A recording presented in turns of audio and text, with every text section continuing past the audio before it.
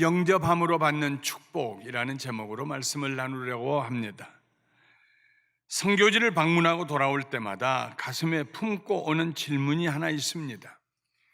그것은 열악한 환경 가운데서 복음을 전하는 선교사님을 보면서 하는 질문입니다. 무엇이 저들로 하여금 이런 오지에 남아서 복음을 전하게 할까?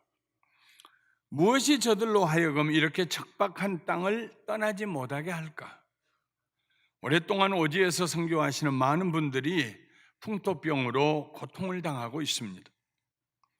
처음에 선교사로 파송될 때는 꿈도 야무지고 가슴도 흥분되었을 것입니다. 그러나 사람들이 가장 견디기 힘든 감정이 외로움입니다.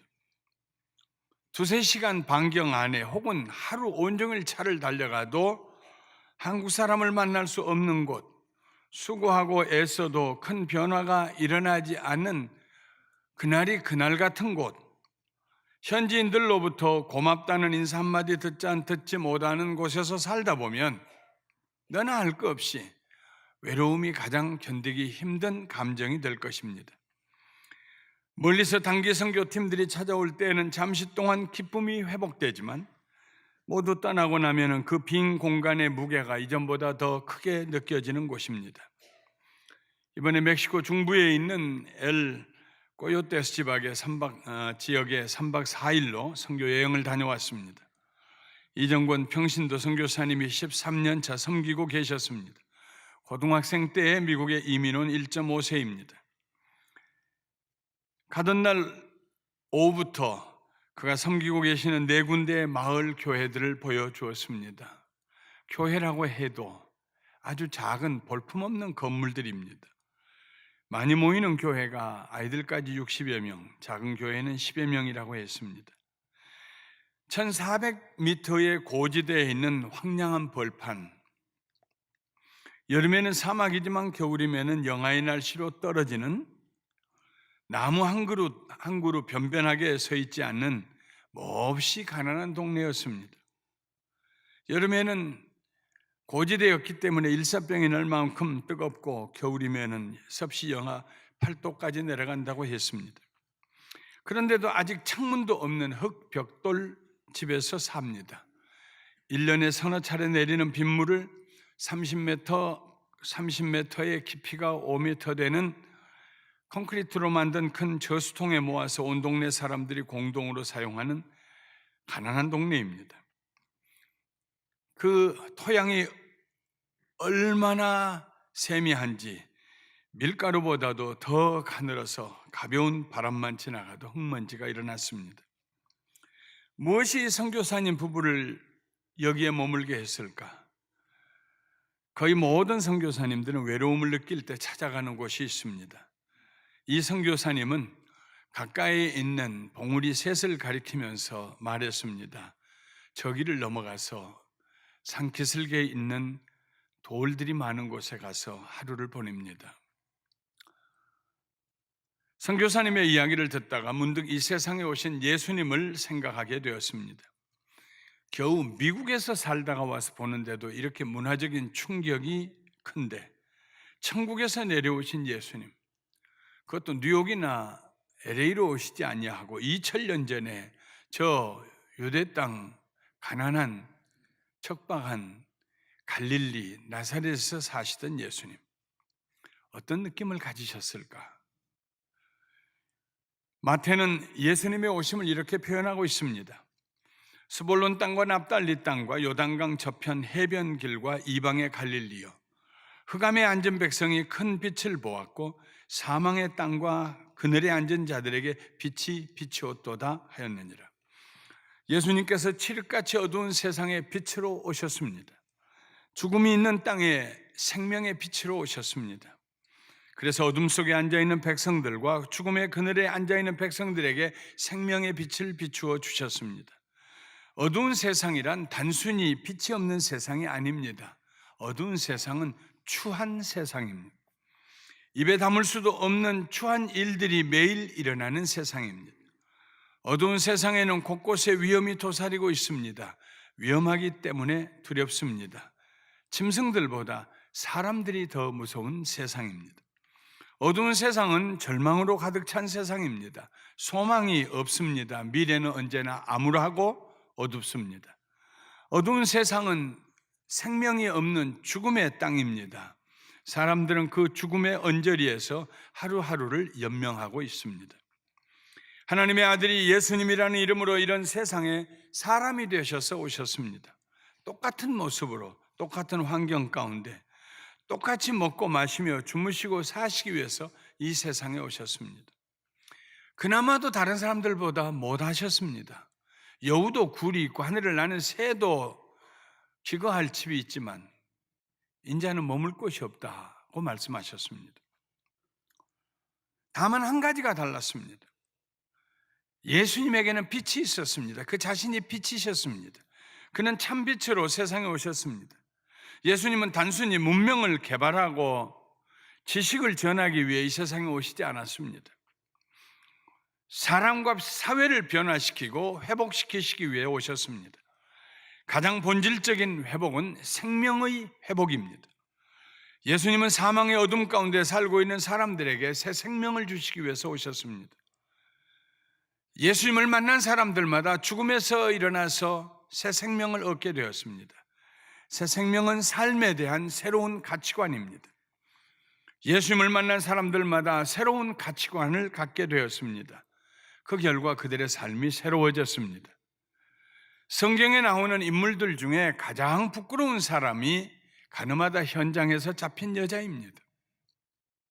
여자는 남자보다도 훨씬 더 수치스러움을 아프게 생각합니다. 가늠하다 현장에서 잡혔습니다. 간음이라는 말은 그 자신이 유부녀였다는 말입니다. 아마도 그의 간음의 상대가 부인을 둔 사람이었을 것입니다. 이 여인보다 더 부끄러운 사람이 세상에 또 있을까 싶습니다. 어둠 속에서 수치스러운 일을 하다가 들켰습니다. 사람들은 그 여인을 모세의 율법에 따라 돌로 쳐서 죽여야 마땅하다고 소리질렀습니다. 이 여인을 예수님 앞에 끌고 왔습니다. 예수님, 당신은 이 여인을 어떻게 처리하시겠습니까? 억지로 이 여인이 예수님 앞에 섰습니다. 억지로 예수님을 만났습니다. 여인뿐만 아니라 그 여인을 고소하는 사람들도 예수님을 만났습니다. 어둠이 빛을 만났습니다. 예수님께서 말씀하셨습니다. 너희 중에 죄 없는 자가 먼저 돌로 치라. 그 밝은 생명의 빛 앞에서 사람들은 하나씩 어둠으로 돌아갔습니다. 어둠에 익숙했던 삶으로 돌아갔습니다. 그 밝은 빛 앞에서 오직 여자만 홀로 남았습니다. 예수님께서 여인에게 말씀하십니다. 나도 너를 정죄하지 아니하노니 가서 다시는 죄를 범하지 말라. 예수님께서 이 여인을 빛의 세계로 이끌어내셨습니다. 철저히 파괴된 상태, 차라리 눈 감고 죽는 편이 나을 것 같은 완전한 절망의 상태에서 예수님은 이 여인에게 새로운 삶을 선물로 주셨습니다. 다시는 죄를 범하지 말아라. 다시 너의 삶을 시작해 보아라. 나도 너를 정죄하지 않는다. 죄가 없어서가 아닙니다. 용서를 선포해 주셨습니다. 그리고 새 생명을 선물로 주셨습니다. 저는 이 말씀을 읽을 때마다 이 여인이 그 다음에 어떻게 살았을까를 곰곰이 생각하고 상상해 봅니다. 아무도 그 여인에게 더 이상 손가락질하지 못했을 것입니다. 저녁밥을 지으려고 제정신이 아니었지만 우물로 물을 길르러 갑니다. 동네 여인들이 그 여자를 보고 뭐라고 얘기하려다가 입을 다물고 돌아섭니다. 우리 다 죄인들이지. 누가 이 사람을 정죄하고 손가락질할 수 있겠는가? 그 여인의 삶이 회복되기 시작합니다. 훗날 이 여인은 어두운 세상에 빛을 전하는 전도자가 되었을 것입니다. 나 같은 사람도 희망을 가지고 살고 있잖아요. 용기를 가지세요. 새 소망을 가지세요. 어둠에서 벗어나세요. 예수님을 영접할 때 우리는 새 생명을 얻게 됩니다. 예수님을 믿을 때 옛사람은 죽고 새사람이 살아납니다. 새로운 삶을 살게 됩니다. 사도 바울은 로마서 6장 4절에 이렇게 말했습니다. 그러므로 우리가 그의 죽으심과 합하여 세례를 받음으로 그와 함께 장사되었나니, 예수 죽음 내 죽음, 그의 죽으심으로 우리가 같이 죽고 그가 묻히신 것처럼 우리도 묻혔다. 이는 아버지의 영광으로 말미암아 그리스도를 죽은 자 가운데서 살리심과 같이 우리로 또한 새 생명 가운데 생하게 하려 하십니다. 예수님 부활이 내 부활이 되고 그의 새 생명이 내 새 생명이 되고, 그래서 예수님과 함께 살기 위해서 우리는 예수님을 만날 때, 예수님을 영접할 때 예수님을 통해서 새 생명을 얻게 되고 어둠에서 벗어나게 됩니다. 예수님을 영접할 때 우리는 하나님과 함께 살게 됩니다. 성경에 거처라는 말, 헬라어로 모네라고 하는 말이 2번 나옵니다. 그것도 요한복음 14장에서만 2번 나옵니다.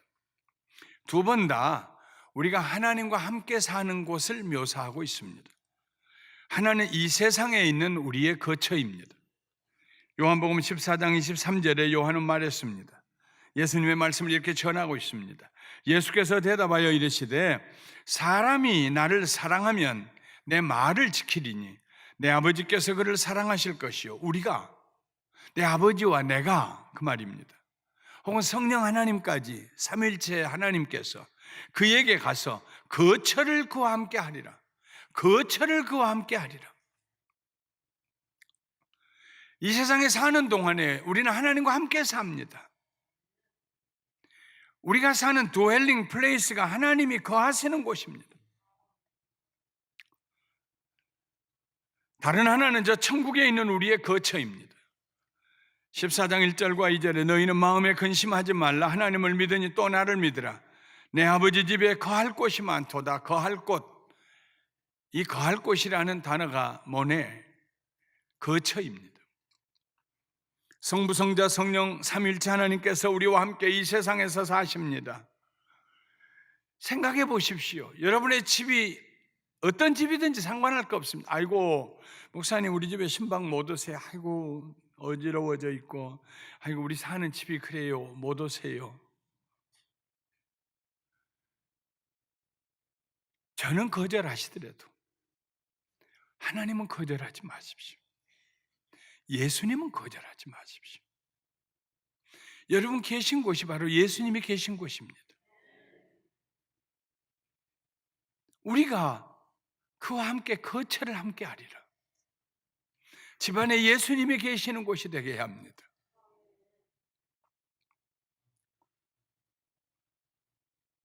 하나님께서 우리와 함께 살고 계십니다.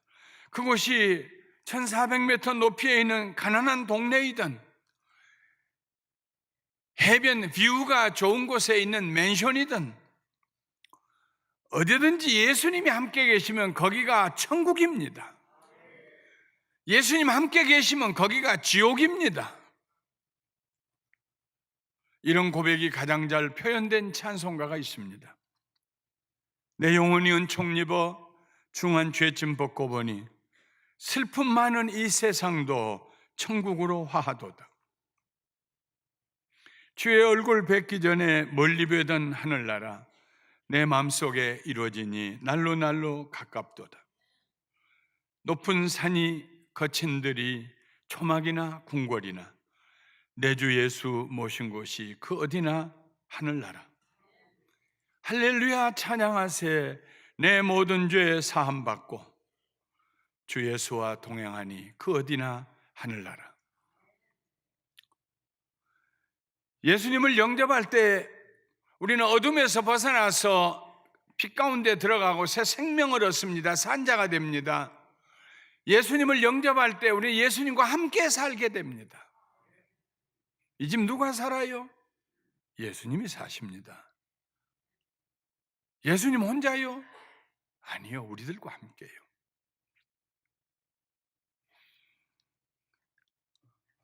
아주 친밀한 얘기를 할 때 멕시코인들이 서로 말합니다. 미카사, 수카사.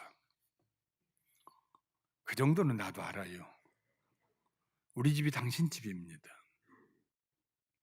사람에게 할 수 있는 최고의 선의의 말입니다. 사랑스러운 말입니다. 우리가 하나님을 향해서 미까사 쑥가사,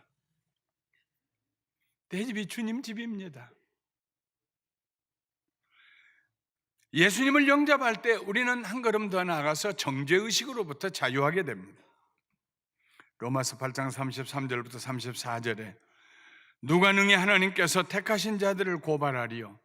의롭다 하신 이는 하나님이시니 누가 정죄하리요? 죽으실 뿐 아니라 다시 살아나신 이는 그리스도 예수시니 그는 하나님 우편에 계신 자요 우리를 위하여 간구하시는 자시니라. 우리를 의롭다고 하셨는데, 죄 없다고 하셨는데 누가 우리를 정죄하겠는가? 마음에 죄책감을 품고 사는 사람보다 더 불행한 사람은 없습니다. 죄책감은 용서받지 못한 마음입니다. 다른 사람은 물론이거니와 자기 자신도 자신을 용서할 수가 없습니다. 밖으로는 변명하지만 안으로는 끊임없이 자신을 재판정에 세우고 자신의 죄를 추궁합니다. 그러나 우리가 예수님을 만나고 우리 삶 속에 예수님을 영접하면 우리는 모든 죄책감으로부터 자유하게 됩니다. 그 대표적인 인물이 바로 수가성 우물가에서 예수님을 만났던 여인입니다. 누가 그 여인에게 아무 말 하지 않아도 그 여인은 스스로 죄책감이 있었습니다. 첫 번째 남편을 버리고 두 번째, 세 번째, 네 번째, 다섯 번째 남편 버리고 여섯 번째 남자하고 살고 있으면서도 마음속으로 이 남자도 틀렸다. 아무도 그에게 찾아와서 얘기하지 않습니다. 동네에서 내놓은 사람입니다. 자기 자신도 사람들 만나고 싶지 않아서 대낮에 12시에 우물에 물길로 나왔습니다. 아무도 없는 시간에. 그러나 자기 속에는 죄책감이 떠나지 않았습니다. 나 같은 여자, 쓰레기 같은 인생, 다시 회복할 수 없는 인생. 그런데 한 유대인이 와서 자기에게 물 한 그릇 달라고 합니다. 시큰둥하는 자기에게 내가 누구인 줄 알았으면 네가 나에게 물을 달라고 했을 것이고 내가 주는 물은 영원히 목마르지 않게 하는 물이 될 것이다. 그래서 얘기가 섞였습니다. 그러다가 마지막에는 그 물을 달라고 하는 분이 그렇게 기다리던 메시아, 하나님이 보내시는 구원자라는 사실을 깨닫게 됩니다.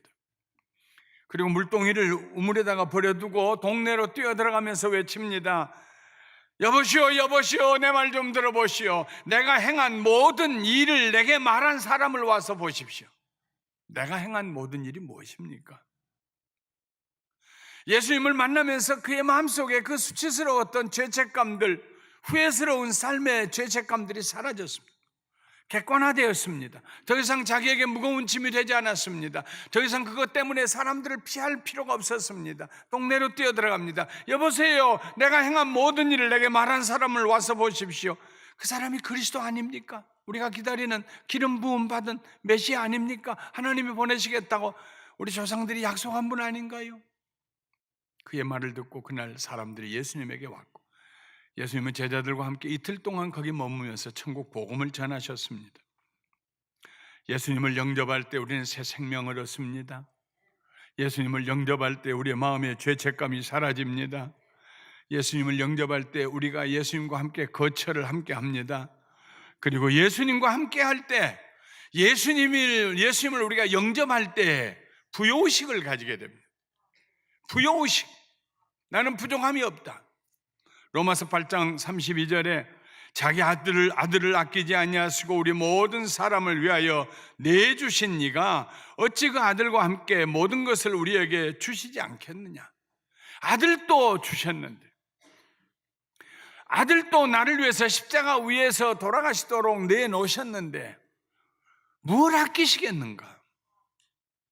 여러분, 아주 단순한 것입니다. 진리는 아들도 주셨는데, 가난의식은 나는 아무것도 가진 것이 없다는 의식입니다. 아무리 물질적으로 부유해도요, 그 마음속에 난 가진 거 없어.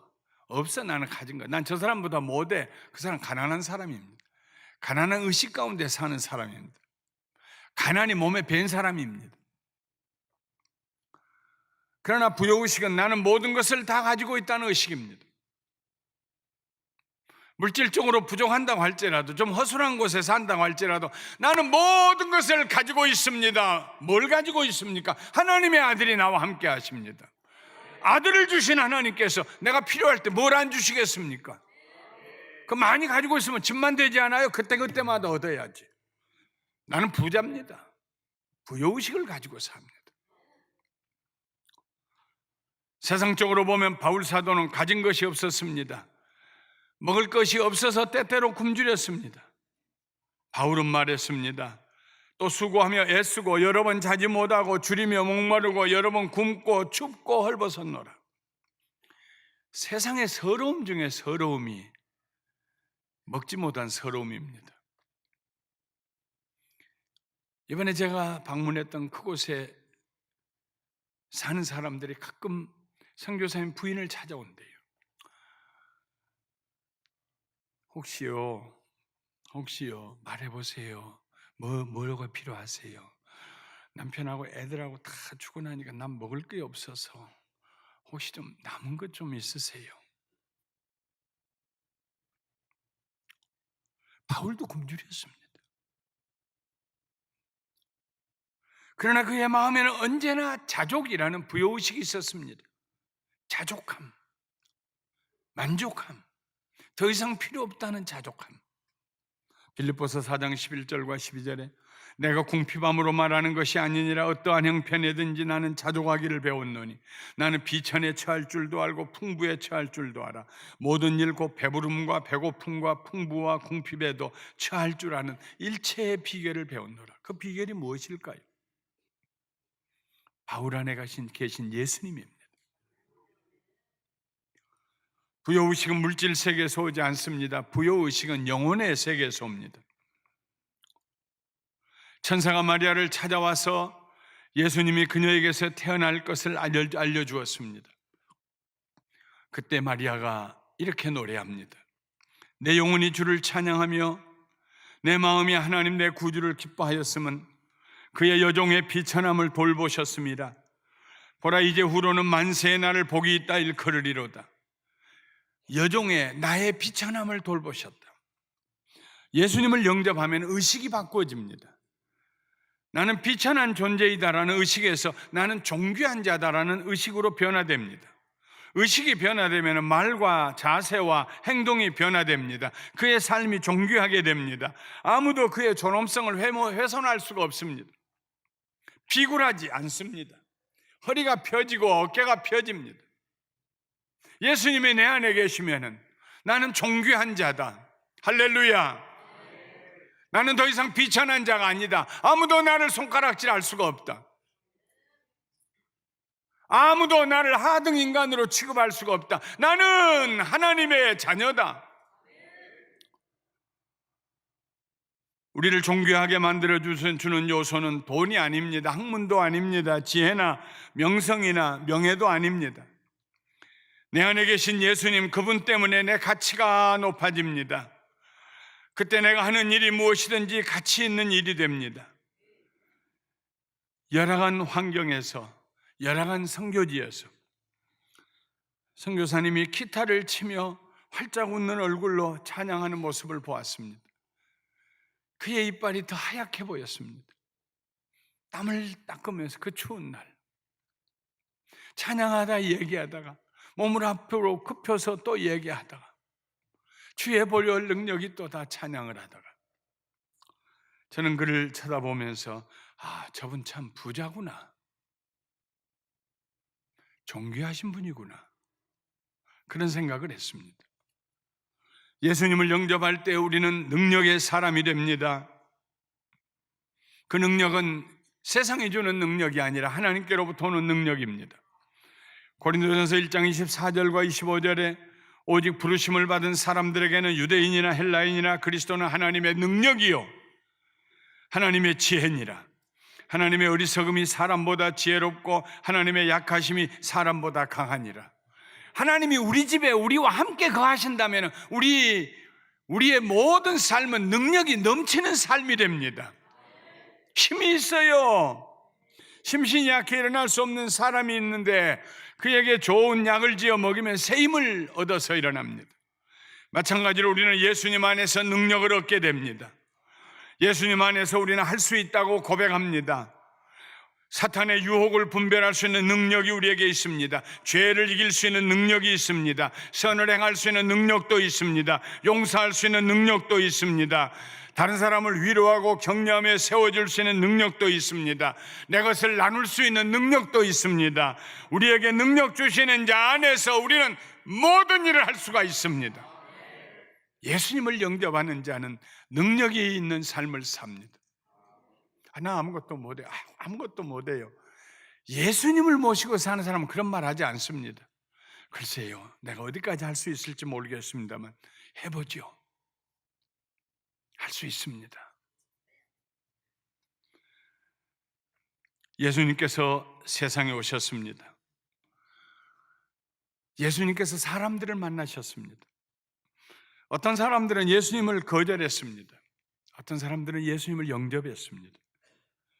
거절한 사람들은 스스로 의롭다고 생각했습니다. 영접한 사람들은 자신이 죄인임을 시인했습니다.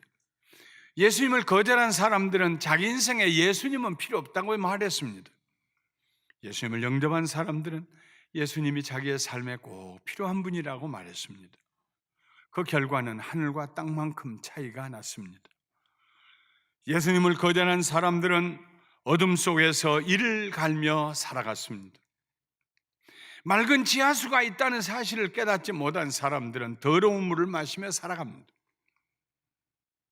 예수님을 영접하지 못한 사람들은 죄와 악 가운데서 처절한 인생을 살아갑니다.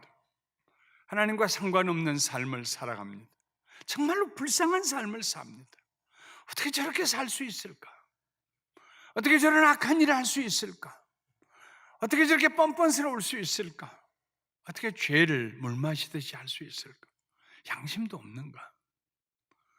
가정은 파탄됩니다. 관계가 파탄에 이릅니다. 어둠에 있어서 아무데나 부딪힙니다. 상처투성입니다. 그러나 예수님을 영접한 사람들은 하나님의 자녀가 됩니다. 천사들이 예수님을 영접한 사람을 보고 말합니다. 저기 하나님의 아들이 있다. 저기 하나님의 딸이 있다. 우리가 가서 그를 섬기자. 예수님을 영접한 사람의 마음에는 하나님을 찬송하는 노래가 그치지 않습니다. 그것은 새 생명의 노래입니다. 하나님과 함께 사는 노래입니다. 죄에서 자유함을 받는 노래입니다. 그것은 부요의식을 가진 사람의 노래입니다. 그리고 어떤 상황에서든지 할 수 있다는 능력을 소유한 사람들이 부르는 노래입니다. 왜 선교사님이 그 열악한 환경에 머물러 계실까요? 그들의 마음에 계시는 예수님을 저들에게 전하고 싶어서입니다. 선교를 하다 보면 그들을 물질로 부자가 되게 할 수 없습니다. 문화적으로 변화시키는 일도 쉽지 않습니다. 다만 한 가지는 할 수 있습니다. 내 안에 계신 예수님, 당신 안에도 계실 수 있습니다.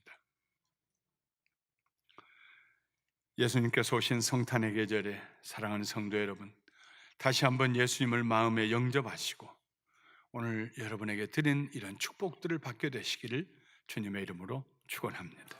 축원합니다. 축원합니다.